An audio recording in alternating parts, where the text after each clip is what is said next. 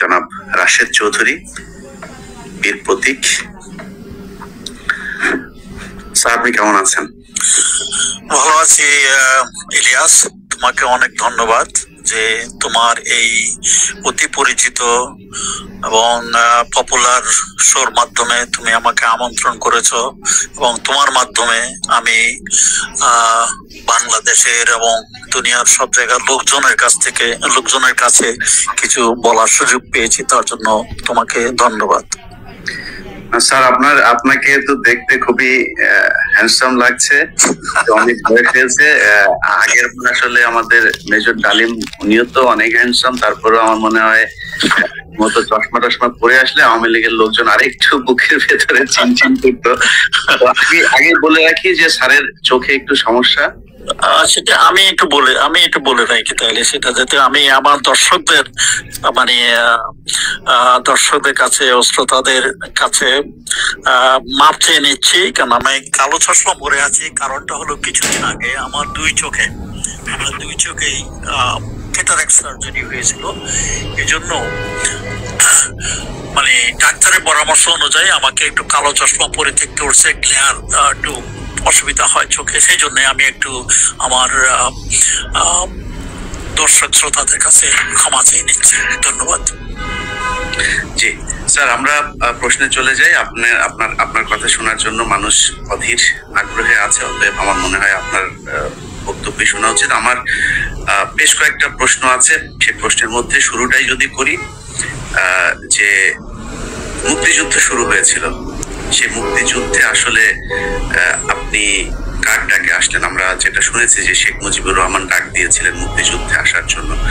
আসলে মুক্তিযুদ্ধে আপনি কিভাবে পার্টিসিপেট করলেন, কারণ আপনি তো তখন পাকিস্তানে ছিলেন? ধন্যবাদ ইলিয়াস।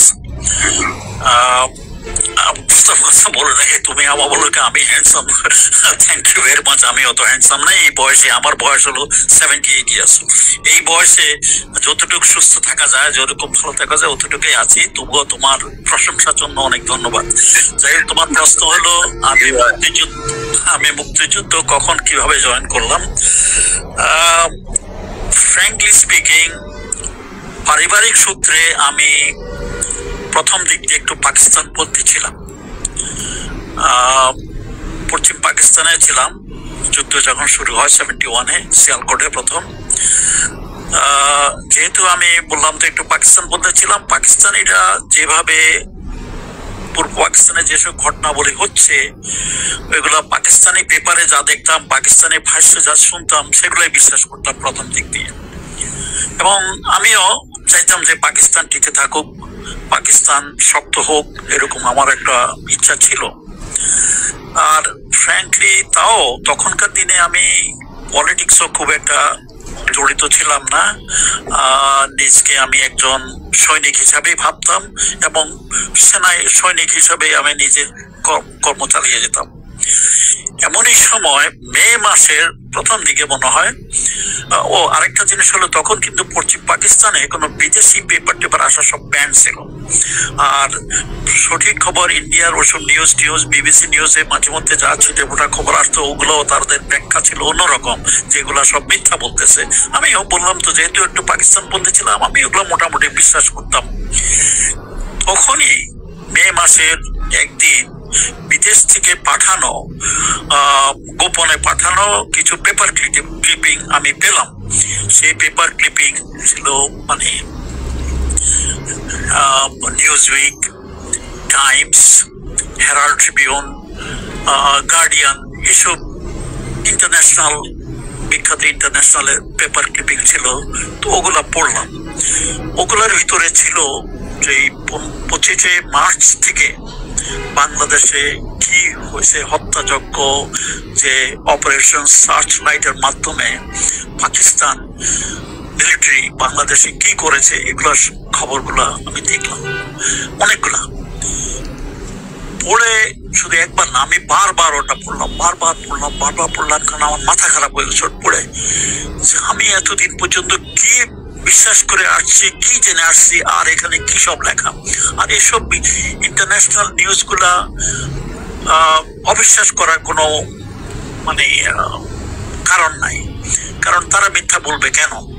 আরেকটা জিনিস হলো 25শে মার্চের আগে অবশ্য শুনেছি যে অনেক বিদেশি জার্নালিস্টদেরকে সরে যেতে বলছে বাংলাদেশ থেকে, তবু অনেকে হোটেল ইন্টারকন্টিনেন্টালে ছিল এবং তারা এসব খবর টবর সংগ্রহ করে বিদেশে পাঠাইতে সম্ভব হয়েছে, তার মাধ্যমে তারা এসব জানতে পেরেছে। ওসব খবরগুলা পড়ে সত্যি বলতে গিয়ে আমার মাথা খারাপ হয়ে গেছে। আমি মানে মানে কয়েকদিন পর্যন্ত আমি ঘুমাতে পারিনি। আমার মাথার মধ্যে তখন হচ্ছে আমি নিজেকে ধিক্ষা দেওয়া শুরু করলাম যে এই পাকিস্তান সামরিক বাহিনী আমার দেশে আমার লোকজনের কাছে এমন কাণ্ড ঘটাইতেছে, আর আমি তাদের প্রতি লয়ালি অনুগত হিসাবে তাদের চাকরি করতেছি, তাদের এখানে থাকতেছি।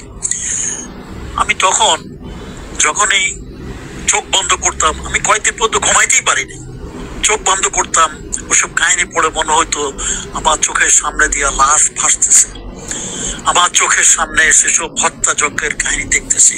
তারপরে মানে চোখ বন্ধ করলে মনে হয় যে মা বোনদের আহাজারি কান্নাকাটি আমি শুনতে পাইতেছি। কয়েকদিন পর্যন্ত আমার মাথার মধ্যে এরকম ছিল। তারপর আমি সিদ্ধান্ত নিলাম, তখন আমার একটা বিরাট পরিবর্তন আসে হলো, ঠিক সিদ্ধান্ত নিলাম যে আমি এই দেশে থাকতে পারি না। আরো চিন্তা করলাম যে বাংলাদেশে এসব যা হচ্ছে, আরো মুক্তিযুদ্ধ হচ্ছে, সংগ্রাম চলছে, আমি নিয়ে মানে এটা আমার বদ্ধ ধারণা হয়ে গেছে বাংলাদেশ একদিন হবে, ইটস ম্যাটার অফ টাইম, 1 বছর 2 বছর 10 বছর যতদিন হয়তো হয়ে যাবে। একটা বিপ্লব শুরু হলে সেই বিপ্লবটা বন্ধ করা যায় না। যা বাংলাদেশ হচ্ছে সেটা বিপ্লব চলতেছে। এখন যখন বাংলাদেশ হবে, আমি দেশে যাব, আমার পরিবার হবে, তখন আমি কিন্তু ম্যারিড ছিলাম না, পরিবার হবে, আমার বাচ্চা কাচ্চা হবে। তখন একদিন তারা হয়তো যদি জিজ্ঞেস করে, দাদা বাবা তুমি 71-এ যুদ্ধের সময় তুমি একজন সেনাবাহিনীর মানে সদস্য ছিলে, কি করছিলে, তোমার কি রোল ছিল? আমি কিভাবে বলবো? আমি কিছুতেই বলতে পারবো না তাদেরকে যে আমি পাকিস্তানিদের পক্ষে এই হত্যাযজ্ঞে বা এদের সহায়ক হিসেবে ছিলাম। এটা আমার পক্ষে বলা সম্ভব হবে না। তাই আমি সিদ্ধান্ত নিলাম যে আমি এখানে থাকতে পারবো না, আমাকে যেতে হবে। তো তারপরে কয়েকটা অ্যাটেম্প নিয়েছি এবং আমার ইনফ্যাক্ট আমি আগে কিন্তু এয়ারফোর্স ক্যাডেট ছিলাম, কিছুটা প্লেন চালাতে বলতাম। তখন একটা উদ্ভট আইডিয়া ছিল যে আমি একটা প্লেন নিয়ে যদি চলে যেতে পারি, এবং সেই উপলক্ষে আমি করাচিতে ডিগ্রোডও গেছিলাম। সেখানে প্লেন ট্রেনের অবস্থান দেখে একটা উদ্ভট ধরনের কল্পনা করছি যে আমি যদি কোপরে যাই উঠবে চলে উড়ে যেতে পারি। কিন্তু পরে ওসব দেখলাম এটা বটে, ওটা সম্ভব না, চলে আসছি। তারপর শিয়ালকোটেও আমি 2 বার পথের দিকে মানে বাই রোডে যাওয়ার, প্রথমবার যাই দেখি যে বর্ডারে তখন খুব মানে সৈন্য সামন্ত অনেক। তার কিছুদিন আগে, 1 সপ্তাহ আগেই তখন বিরাট একটা দল শিয়ালকোট থেকে পালিয়ে মানে ভারতে গেছে। তাদের মধ্যে ছিল major Manzur, major Taher, captain major Ziauddin, captain Gani, এরা সব একটা গ্রুপ মিলে তারা ছিল। এটা বিরাট একটা মানে কমোশন ক্রিয়েট হয়ে গেছে মানে পাকিস্তানে তখন। অর্থাৎ ওই অঞ্চলে যারা কেউ আর থাকতে না পারে, একবারে ভালো করে বর্ডারে তখন ডিপ্লয়মেন্ট শুরু হয়ে গেছে। তো প্রথম দিন যখন আমি চেষ্টা করলাম মিলিটারি দেখে, আমি ফেরত চলে আসছি। দ্বিতীয় যখন আবার চেষ্টা করলাম, অনেক হাঁটতে একটা সুবেদারের কাছে ধরা পড়ে আবার ফেরত চলে আসলাম। ওই সুবেদার সে আবার সামারাদার আমাকে আগে থেকে চিনত, শিয়ালকোটেরই। সে আবার যশোরে চাকরি করছে এবং সে বাংলাদেশদের প্রতি তার একটা দুর্বলতা আছে। সে আমাকে বললো যে স্যার আমি আপনাকে চিনি, আপনার এই যে পালাতে চাচ্ছেন, আমি এটা কাউকে রিপোর্ট করবো না, আপনি আপনার ইউনিটে ফেরত চলে যান। যাই হোক, আমি চলে আসছি। তারপরে আমার বদলি হয়ে গেল লাহোরে আসলাম। তখন লাহোরে আসার পরে নতুন জায়গা, বর্ডার আমি চিনি না। আমি এখন একটু ভান করলাম যে আমি একবারে পুরাপুরি পাকিস্তানি একজন সৈনিক, যাতে আমার কমান্ডার এবং অন্যান্যদের আমি বিশ্বাস অর্জন করতে পারি, এবং আমি সাকসেসফুল। কিছুদিন পরে, 1 সপ্তাহ পরে